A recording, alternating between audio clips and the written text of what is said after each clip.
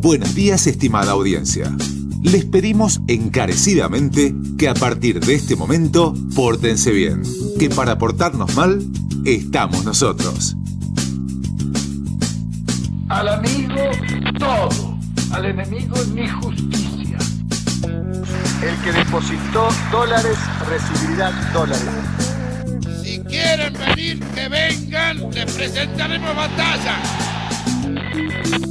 A vos no te va tan mal, gordito, ¿no? Volver a inundar y de 4 ¡nos inunda más! ¡Nos inunda más! Clarín, ¿por qué estás tan nervioso? No fue magia. He decretado el estado de sitio en todo el territorio nacional. Ha sido el sacrificio de varias generaciones. Ha sido el sacrificio de sus pioneros.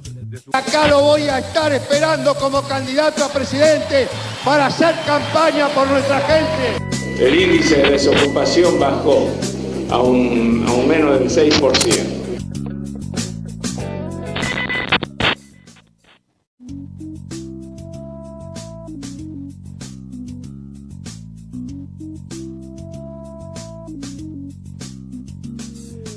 Bueno, buen día a esta calecita en la que vamos montando distintos artefactos, pero dando vueltas siempre sobre el mismo eje, que es nuestro país desde hace unos cuantos años.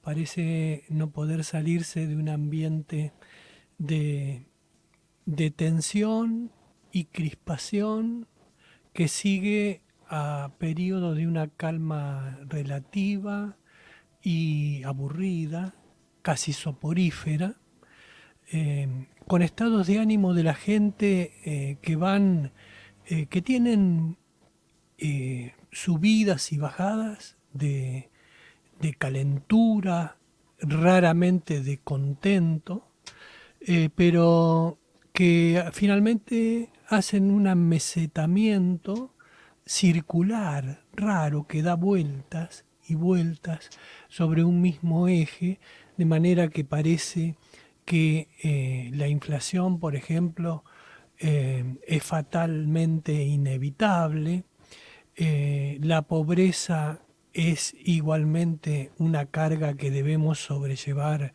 permanentemente y la inseguridad es un fenómeno que está instalado en la sociedad argentina y que tiene picos de violencia que cada tanto también en esta calecita suelen confundirse con la política y ser un mismo fenómeno.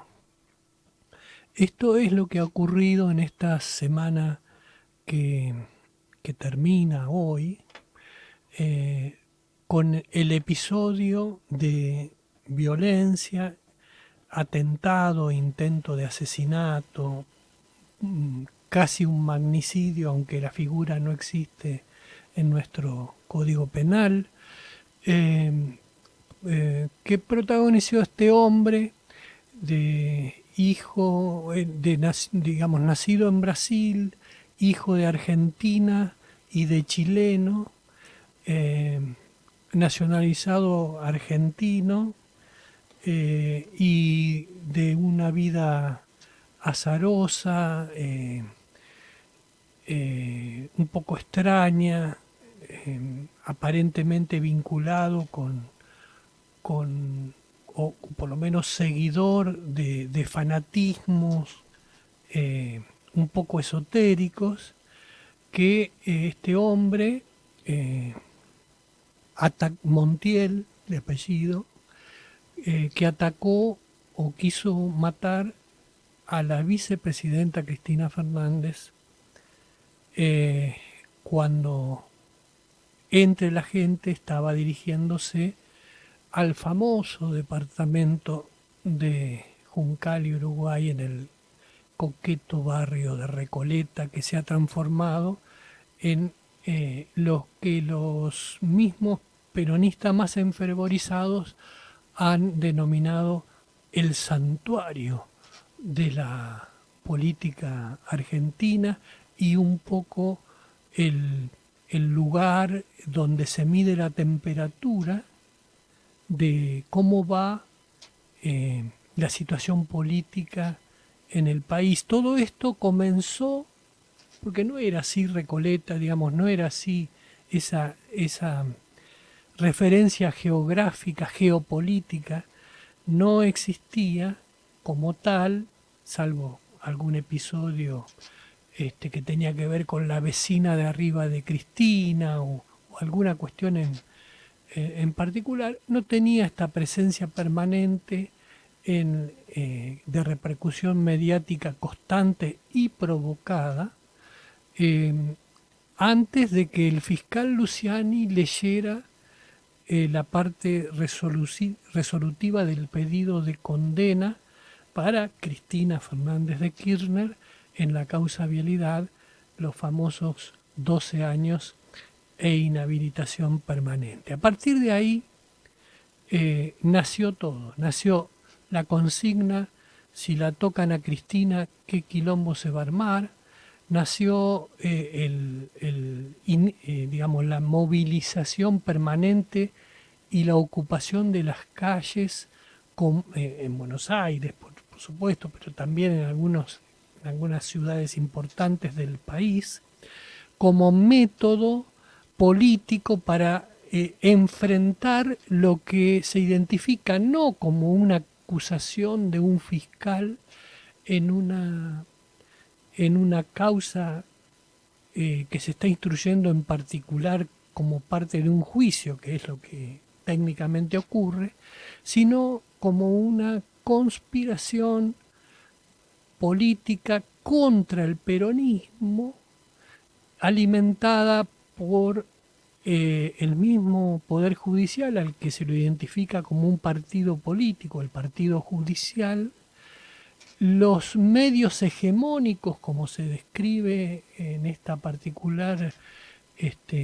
particular lunfardo político de los argentinos, los medios hegemónicos, Clarín, La Nación, Radio Mitre, TN, Canal 13, que son los que se identifican como parte de la conjura,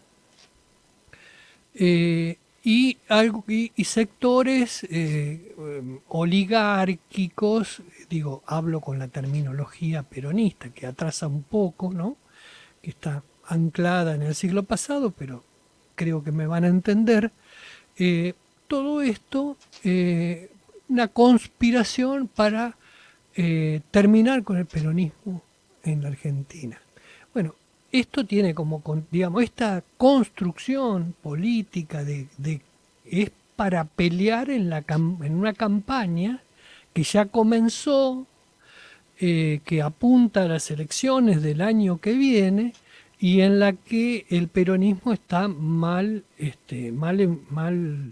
instalado, según las encuestas, primero por la terriblemente mala imagen de sus principales referentes, comenzando por el presidente y la vicepresidente, y después porque también en los sondeos de intención de voto, que son tempraneros y posiblemente no tengan nada que ver o poco que ver o algo que ver con lo que va a pasar efectivamente el año próximo, pero que le dan al peronismo mal, y le da bien al principal grupo o coalición opositora de Juntos por el Cambio, y también a algunos fenómenos, entre comillas, de la política, como por ejemplo Milei, que todavía no se sabe efectivamente si va a competir solo o aliado con alguien, o aliado con algún liberal como Esper o como alguno de estos,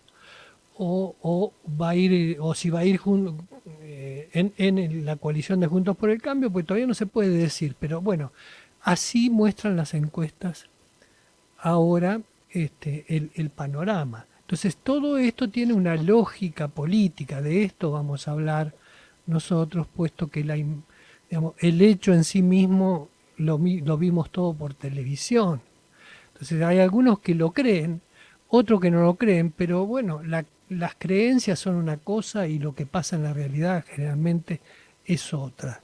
Tenemos que acostumbrarnos a no utilizar el verbo creer para hablar de política, porque en la política no se trata de creencias, no es una religión la política. La política es, por un lado, una especie de ciencia, y por el otro es una herramienta, fundamentalmente es una herramienta de transformación, de modificación de la realidad.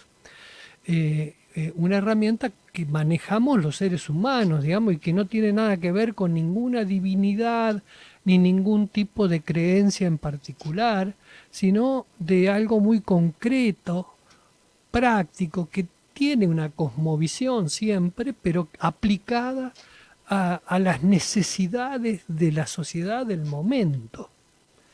Entonces tenemos que empezar a pensar un poco más profundamente en lo que está pasando y hacer un poco, pasar por un tamiz todo este tremendismo que se aplica sobre lo que podría haber pasado y no pasó, el porqué de lo que pasó, si responde o no a un proceso en donde por arte de magia una violencia presuntamente expresada desde la oposición se materializó en una pistola Versa 32 empuñada por un hijo de una argentina y un chileno en Brasil. Entonces, todo esto que, digamos, cuando uno lo empieza a poner en el plano de la objetividad y del análisis, aparece como, casi como el guión de una ópera o de un sainete para traer la ópera al escenario criollo con mayor propiedad, ¿no? Bueno, esto tiene traducciones, entonces simbologías que se crean expresamente para simplificar la realidad, porque el fanatismo necesita de una simplificación que a veces es absurda, pero que es más fácil de llevar adelante. Entonces, la simplificación actual es entre el amor y el odio. Entonces, Cristina Kirchner es el símbolo del amor. Es como una especie de Virgen María que está instalada en el balcón de un departamento de Recoleta. Y quienes no están de acuerdo con ella, o la combaten, o la acusan de chorra, o lo que sea, representan al odio. El amor y el odio. La política raramente se divide se polariza como se la pretende polarizar ahora, una vez más, en la calecita de la República Argentina. La política tiene amor y odio mezclados permanentemente.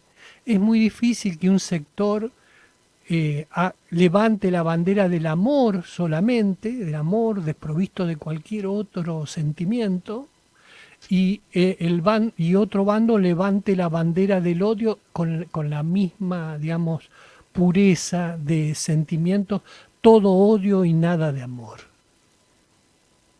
Salvo que pretendamos hacer de la política una especie de submarino amarillo de fines de los años 60 del siglo pasado y nos pongamos todos a cantar como una especie de tarados neomodernos lo que cantaban entonces los Beatles.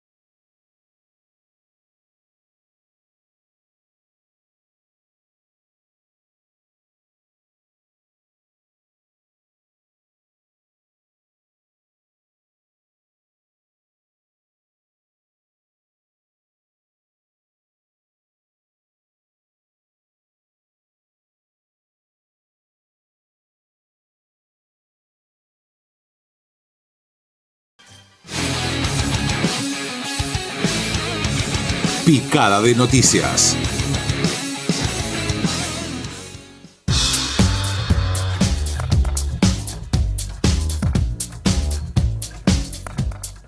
Muy bien, ya estamos con Julián Enríquez para hacer lo que corresponde a esta introducción, es decir, picar un poco como si estuviéramos con unos salamincitos, unos quesitos, unas aceitunas, cosa que me gustaría, algún gancia con bitter, con fernet, lo que usted quiera, y hacer como si las noticias fueran eso, y ir picando. A ver, Julián, buen día. Buen día, Rubén, buen día también para toda la audiencia. Y bueno, acá estamos con este picadito, como decías, con algunas noticias de una semana que venía tranquila en lo que se puede decir en términos de la Argentina, y bueno, se descalabró después de este intento de asesinato a la vicepresidenta Cristina Fernández de Kirchner.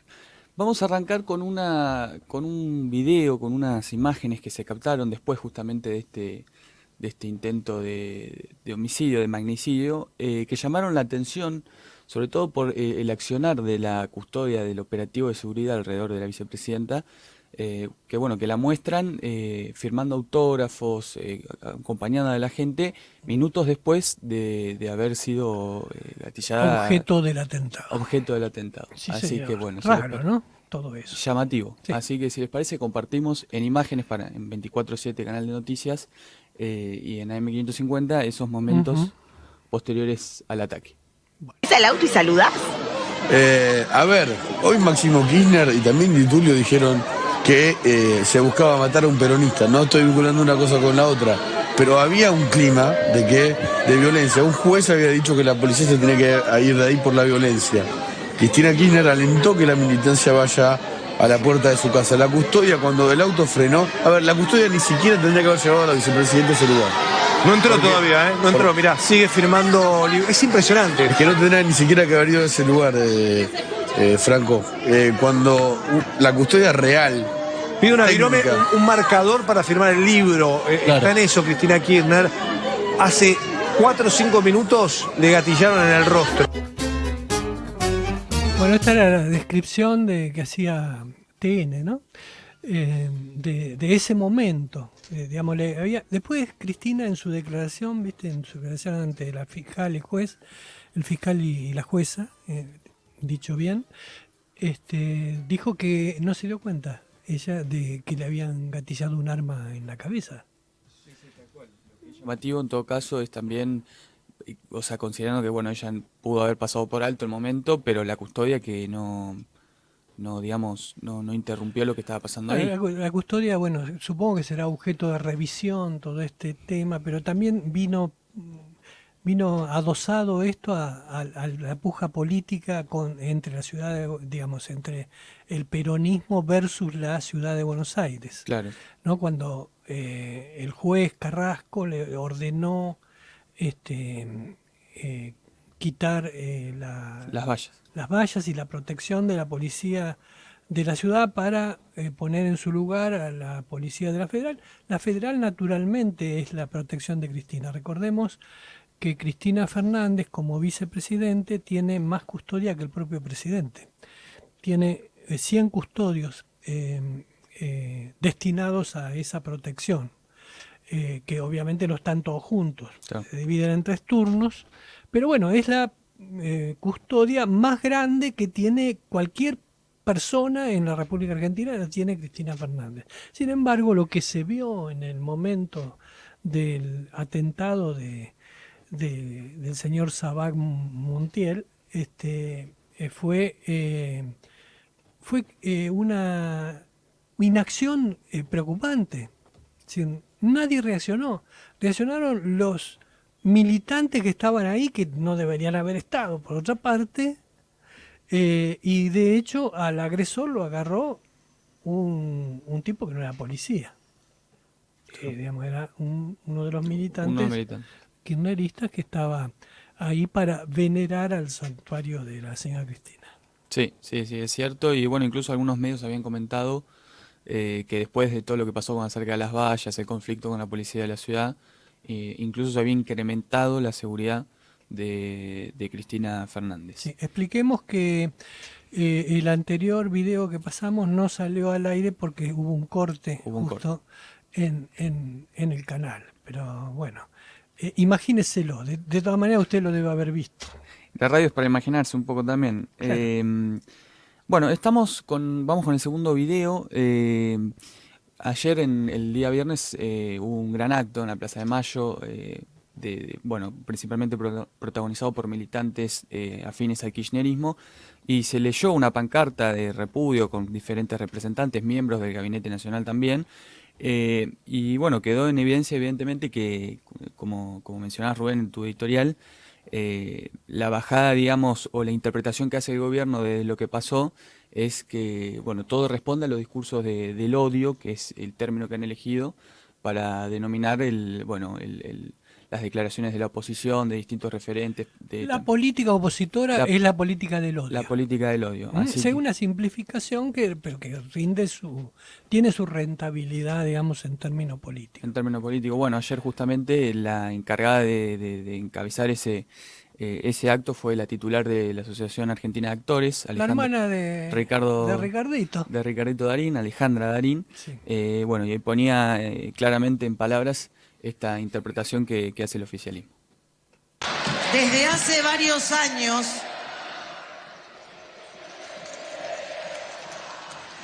varios años, un sector minúsculo de la dirigencia política y de sus medios partidarios viene repitiendo un discurso de odio, de negación del otro, de estigmatización, de criminalización de cualquier dirigente popular o afín al peronismo, y aún de cualquier simpatizante.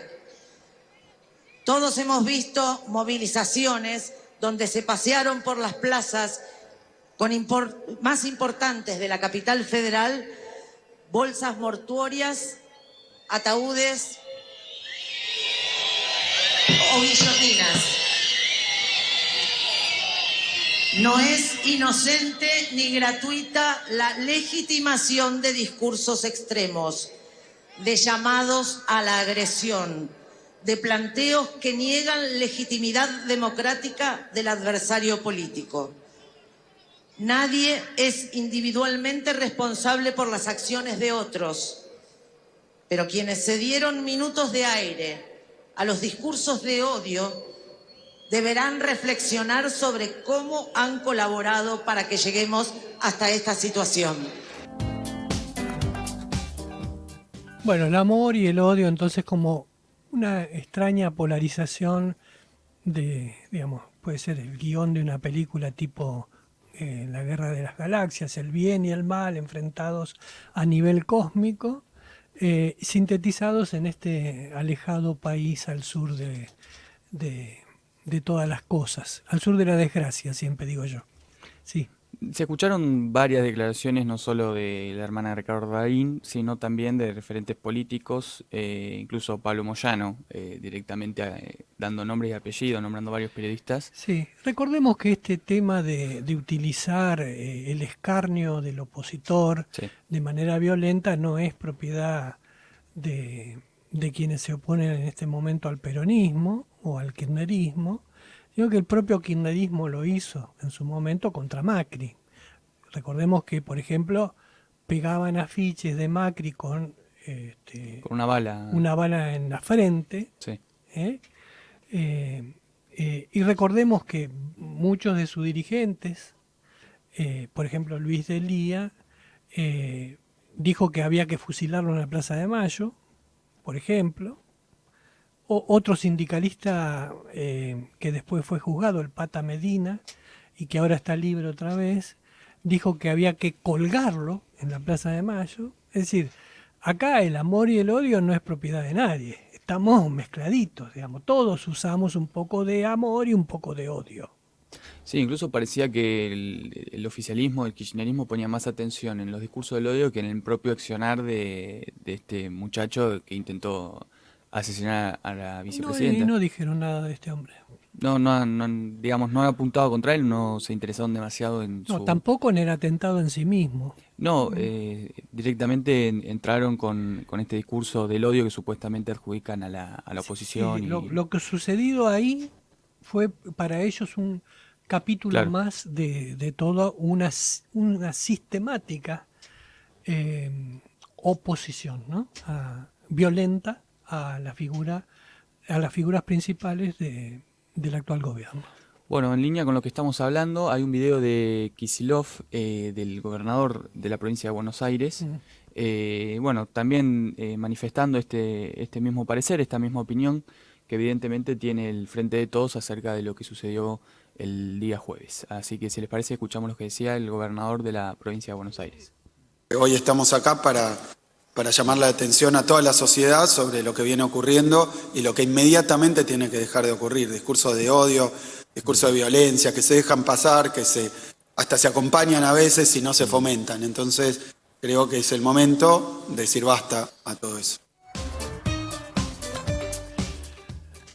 Bueno, Axel Kicillof, y que dio una conferencia de prensa, ¿no? Después de lo sucedido el jueves a la noche, y bueno, y después estuvo en la movilización, ¿no? Estuvo en la movilización, y el tema del discurso de odio ya apareció directamente en la cadena nacional del presidente el jueves, casi viernes. Sí, sí. Ya lo adjudicó a ese... Ya se había bajado la línea, ya Cristina había bajado la línea de lo que tenía que decir. Todo eso también fue muy evidente, como primero se comunicó Alberto Fernández, el presidente, con la vicepresidenta, estuvieron hablando durante un rato, y después se escribió el discurso para que fuera supervisado, sí. Y después lo leyó el presidente al filo de la medianoche, ya mientras estaba diciendo que declaro feriado nacional mañana para que la gente pueda, que sea, ya era mañana. Ya era mañana, ya era viernes. Ya había pasado la medianoche. Hubo un detalle que bueno, se comentó en las redes sociales, que el acusado de intentar asesinar a la vicepresidenta había tenido varias apariciones televisivas en el canal Crónica TV. Estamos hablando de Fernando Sabac Montiel. Dos por lo menos, e incluso, bueno, ya se había comentado la posibilidad de que él sea una especie de extra contratado por el canal, así que bueno, habría que ver cómo era esa relación, bastante llamativa, sobre todo por un video reciente que se conoció de una mujer que, bueno, declaraba en contra de los planes sociales. Este muchacho era su pareja y aparecía en televisión, así que bueno, Exacto. Tiene un protagonismo que, bueno, supuestamente la justicia va a investigar. Claro. Pues, digamos, la causa se divide en dos partes, una de rápida ejecución, que va a ir a juicio muy rápido porque es lo que pasó, y está todo grabado, filmado, con testigos abundantes, etcétera, que es el intento propiamente de disparar un arma contra la vicepresidenta.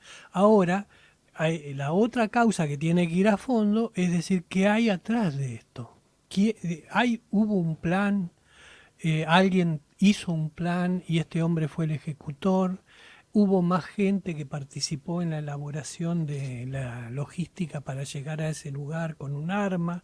¿El arma la llevó él o se la dieron en el acto mismo, en el lugar? ¿Qué pasó con el arma después? ¿Por qué apareció en el suelo y tapada por un plástico?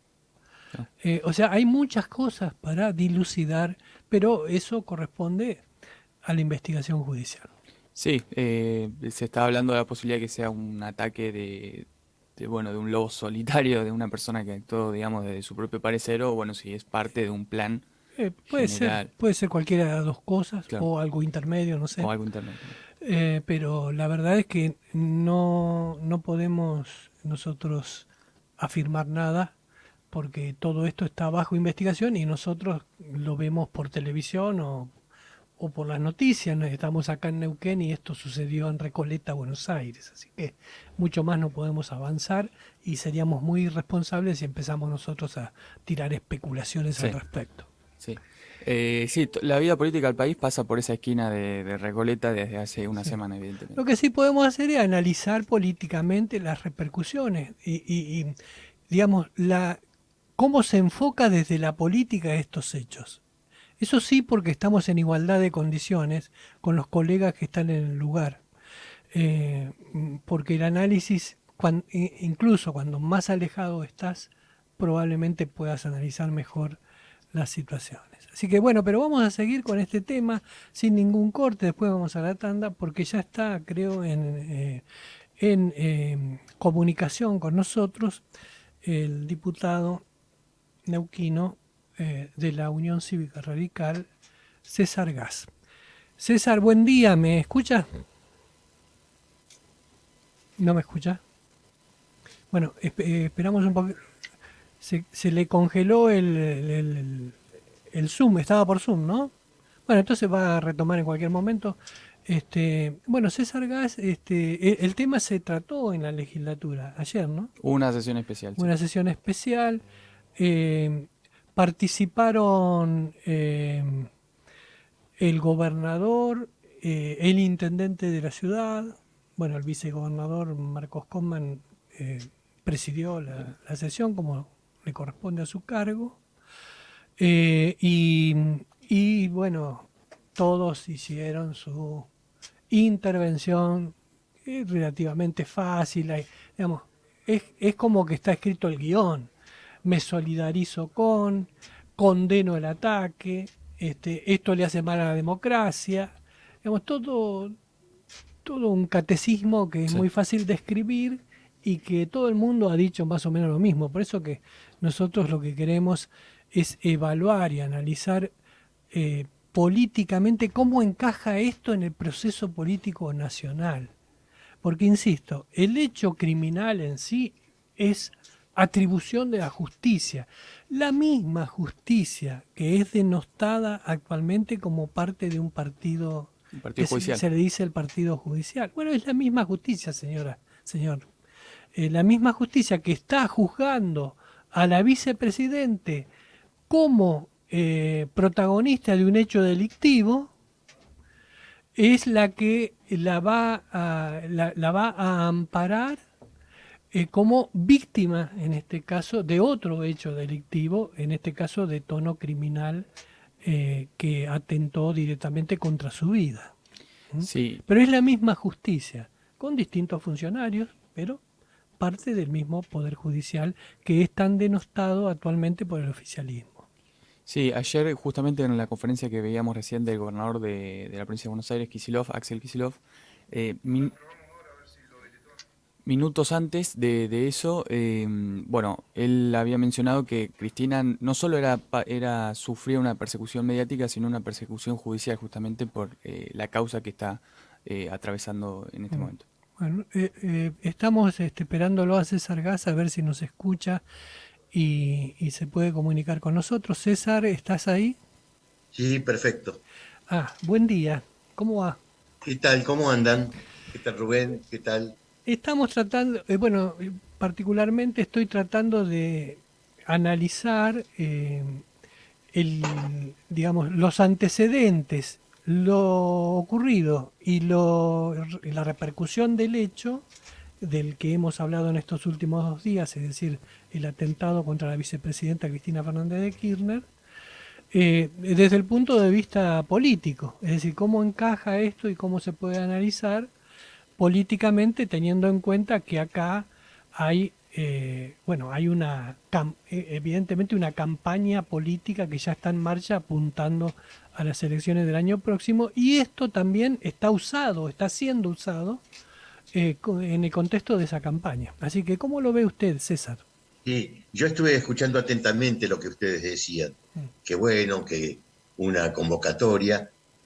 Primero digo que a la noche, anteayer, cuando sucedió esto, enseguida, aparte del repudio, como ustedes bien lo plantean, de estar en contra de la posibilidad de un magnicidio, de hacer los tuits correspondientes, yo me comuniqué con el vicegobernador y con el gobernador para decirles y solicitarles una sesión especial para que unificara criterios y fuera la voz plural de un recinto democrático que condenara este episodio.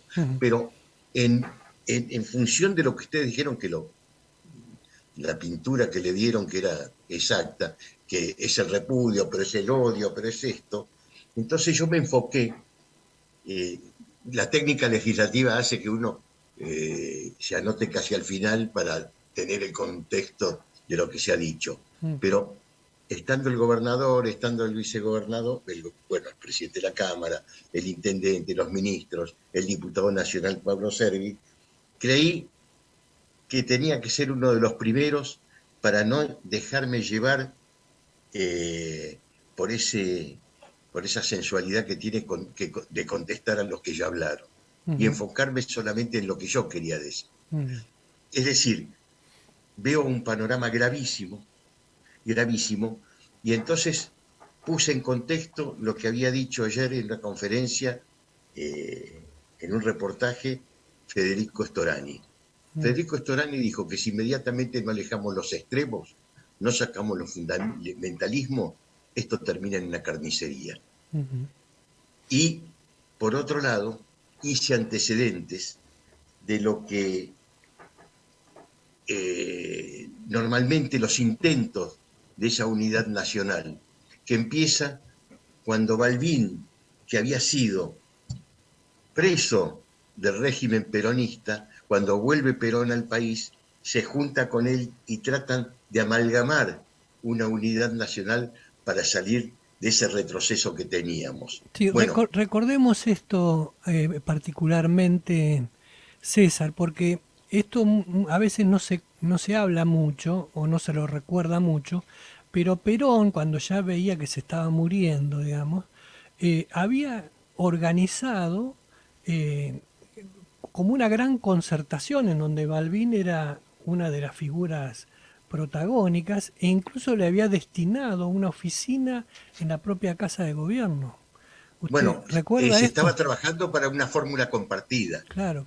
de Perón-Balbín, a lo que, bueno, por supuesto, la debilidad física de Perón en ese momento, el mal estado de salud y el entorno que tenía con López Rega a la cabeza, impidieron, fíjese qué célebre el abrazo que se dan subiendo una escalera por los jardines de una casa vecina, Balbín, para abrazarlo a Perón, y que le costó llegar. Mire, acá justo di una charla ayer en Neuquén, en el comité, un historiador, Rodrigo Andrade, que estudió mucho eso, y dice que le costó llegar a Balbín, porque López Rega y su gente le impedían llegar a la casa. Le impedían. López Rega era de lo peor. La fórmula compartida. Que fueron los que impidieron la fórmula compartida. Bueno, ese fue un intento que sucumbió por la violencia de los 70. Sucumbió por la muerte de Perón y la violencia de los 70. Después hubo otro ensayo de custodia de la democracia, que fue en Semana Santa, cuando todo el pueblo sale y evita, no que destituyan o que defiendan a un presidente de la República, sino a las instituciones democráticas del país. Bueno, en el balcón de la Rosada, de donde habló Raúl Alfonsín, después de conjurado el intentona, estaba la oposición, ¿no? También. Está allí alguna gente de la oposición, como Cafiero y algún otro, pero no eran todos. No eran todos, pero había peronistas, digamos. Allí. Pero este otro intento de consolidar la democracia y ver cómo se conjugan los distintos factores para, no digo llegar a esa tremenda frase que es la unidad nacional, sino por lo menos acuerdos básicos de gobernabilidad, se diluye rápidamente porque la CGT le manda 13 paros generales, la situación económica no era la de hoy, que están los commodities en este nivel, sino la verdad que estaba pauperizado, veníamos de muchos años de decadencia, y bueno, Alfonsín lo que hizo es garantizar, pagando todos los costos políticos, garantizar la democracia, que es la más larga que tenemos en Argentina en toda nuestra historia. Claro. Bueno, esta referencia histórica que hace usted de contexto alumbra un poco lo que está pasando ahora, digamos, aunque más que nada por contraste, ¿no? Sí, bueno, a eso me referí, entonces no me parecía que algún discurso un poco desafortunado, si yo hubiera hecho la intervención más tarde, me hubiera llevado por las ganas de contestar. Quise hacer esto al principio, quise marcar un rumbo, y con estas palabras de Storani también quería marcar la dificultad y el enorme peligro que hay. Usted fíjese, Boyi, no sé, las bombas contra Alfonsín no explotaron, el revólver no detonó, habla de la precariedad que tenemos en la Argentina también, no solamente para el oficialismo, sino para la oposición. Bueno, pero si hubiera sucedido el magnicidio, hoy la Argentina está envuelta en un río de sangre. Probablemente. Y nosotros tenemos que evitar todo esto. Tenemos que evitar que esto suceda, tenemos que ver cómo... ¿Cómo? Sí, lo escucho. Ahí no tengo retorno de ustedes. No tengo retorno. Está como congelada la imagen. Se le ha cortado, César. Ahora, sí. ¿Me escucha ahora usted? No, sí. Entonces, quería decir que en función de todo esto, es que creo que hay que llegar a un acuerdo de gobernabilidad, a un acuerdo de aflojar las tensiones, a un acuerdo de ver cómo podemos aunar fuerzas. Pero hoy, por ejemplo, hoy mismo, hace un rato, no se pueden poner de acuerdo para hacer una sesión en la Cámara de Diputados, como de la Nación, como le hicieron acá, porque la verdad que la proclama que quiere el oficialismo no es unificadora, sino al contrario, es divisora de aguas. Es decir, ellos están en un discurso que en función del extremismo que ponen, no niego que dentro de la fila de Juntos por el Cambio hay otros extremistas, no lo niego tampoco, pero con ese extremismo, para un acto de repudio realmente son pocas cosas que se pueden lograr, y aparte es una paz como ustedes la pintaron recién. Es decir, se juntan, repudian, pero en el fondo no se solucionó nada. Sí, bueno, la DAI ayer no firmó el comunicado que se leyó en Plaza de Mayo, porque estaba, digamos, sectorizado, parcializado, digamos, estaba armado contra una oposición que se la pinta como el emblema del odio, ¿no? Entonces, bueno, no se vio representada, ¿no? Esto no sucedió ayer porque todos aceptaron que para que saliera por unanimidad tenía que ser un repudio sin aditamentos. En la legislatura. En la legislatura. Y bueno, los aditamentos no estuvieron, salvo en algunos discursos, y pudo salir y pudimos realmente hacer un acto que se vio fortalecido porque estaba toda la oposición, pero también estaba el gobierno de la provincia y las expresiones de los distintos partidos políticos. Claro. Bueno, el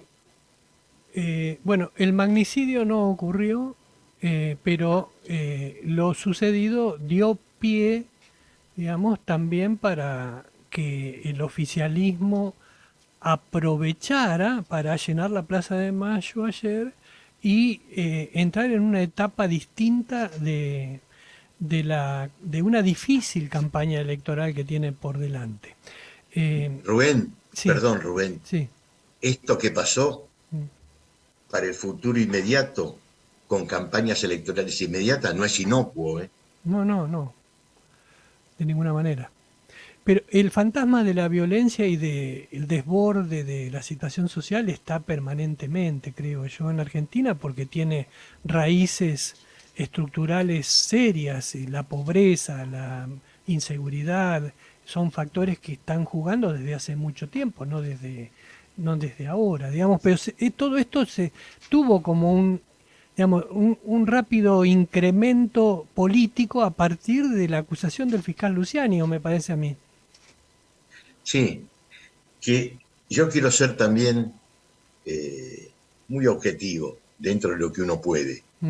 Yo creo que el fiscal Luciani jurídicamente tuvo cosas sólidas, el juzgamiento es elemental, que las pruebas existen, pero me pareció un poco demasiado histriónico y con algún alegato de tufillo político, y eso no me gustó. Claro, eso es lo que más ha dolido, ¿no? Tal vez. Porque hacer lo que dijo en función de los fundamentos jurídicos que lo tenía y muy fuertes, no necesitaba agregar lo otro. Porque creo que así mancha un gran trabajo que hizo. Bueno, de cualquier manera, lo objetivo es que, digamos, a partir de ese largo alegato que duró 9 días, con todos los aditamentos políticos que coincido con usted, le metió Luciani, bueno, comenzó la campaña de si tocan a Cristina, qué quilombo se va a armar, y fue toda una continuidad que llamativamente tuvo en el atentado un Rubén, pico, ¿me ¿no? permitís un segundito ahí con lo que vos estás diciendo? Sí. Porque hoy estás diciendo cosas que cuando las escucho van al fondo de lo que está sucediendo. Esto qué quilombo que se va a armar si la tocan a Cristina después de lo de Luciani, fue la pantalla de humo para decir qué quilombo se va a armar si tocan la educación, la salud, la seguridad. ¿Qué fue lo que sucedió? Mientras estábamos viendo cómo era la valla, o si había dicho una palabra de más, una palabra de menos Luciani, o si la iban a tocar o no a Cristina, se producía el recorte y el ajuste más brutal que tiene recuerdo la historia argentina. Sí. Sí, que está en plena marcha, ¿no? Y todavía... Y nadie habla de eso, ni oficialismo, ni oposición. Bueno, pero usted habla con sus vecinos, la gente lo tiene presente, el tema de la inflación, lo que falta. Bueno, quien tiene un hijo discapacitado en la educación, por ejemplo, ha recibido un recorte directo y lo debe estar sintiendo y dándose cuenta. Es decir, esto... más allá de las cortinas de humo, es imposible de ocultar, creo yo. Sí, pero lo inmediato, mientras sucede, que es un golpe a la mandíbula, esto estaba soslayado por causas menores, ¿no? Bueno, evidentemente algo de la situación va a decantar, el humo, la polvareda se va a asentar un poco y se va a empezar a ver más claramente, porque además falta todavía mucho tiempo, digamos, para que se concrete la nueva experiencia en las urnas que vamos a tener los argentinos. ¿Ustedes? Y seguramente, Rubén, me invitarás a otro programa para hablar de lo que falta. Por supuesto. Que no es lo que hablamos. ¿Sabés qué falta? Debatir, analizar cuál es la situación del presidente, del que parece que fue presidente Alberto Fernández. Sí. Que es una figura menor y que yo creo que hasta es una figura molesta en este momento para Massa y para Cristina. Sí, se ha transformado más en una piedra en el zapato que en algo que alivie las tensiones. Y yo creo que en los próximos días, en las próximas semanas, algo va a pasar con esto. Es posible. Bueno, esperemos y nos comunicamos, estamos en contacto a ver cómo evoluciona esta situación y qué van a hacer desde ustedes, digamos, desde el sector político que representan, ¿le parece? Bueno, muchísimas gracias, muy amables, y bueno, sigamos con estos asuntos tan importantes para la política, tan importantes para el país, pero que en el fondo tendría que llevar alguna solución, algún pensamiento alto, algún cambio cultural, que es lo que le falta a los argentinos, que la conducta que tenemos se modifique para hacer ese cambio cultural y no estemos transitando siempre las orillas de las miserias, las orillas del enfrentamiento, y en un país y en la provincia como la tenemos, una provincia tan rica y un país tan rico, como siempre decimos, fortalecer las riquezas humanas, elevar los valores humanos, para que esto pueda ser traducido en prosperidad. Muy bien, gracias César Gas. Bueno, muchísimas gracias a ustedes. César Gas, entonces diputado de la provincia de Neuquén, miembro de la Unión Cívica Radical desde hace mucho tiempo. César Gas fue perseguido en la dictadura, tuvo sus problemas, en la dictadura digo del 76 al 83, y bueno, tiene una larga trayectoria en la política, de la política nacional y en la política neuquina, por ser este el lugar donde eligió vivir. Es la hora 11, vamos a la tanda y seguimos después en Pórtense Bien. Pórtense bien. Un llamado urgente a la civilidad en tiempos azarosos y difíciles.